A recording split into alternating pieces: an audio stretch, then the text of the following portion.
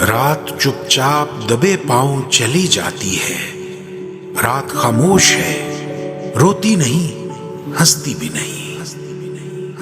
कांच का नीला सा गुंबद है, उड़ा जाता है। खाली खाली कोई बजरा सा बहा जाता है।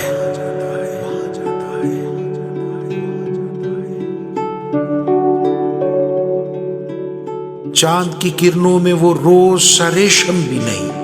चांद की चिकनी डली है कि घुली जाती है और सन्नाटों की एक धूल उड़ी जाती है।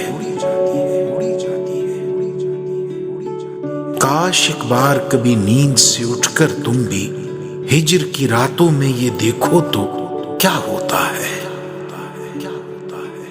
रात चुपचाप दबे पांव चली जाती है। रात खामोश है, रोती नहीं, हंसती भी नहीं। रात चुपचाप दबे पांव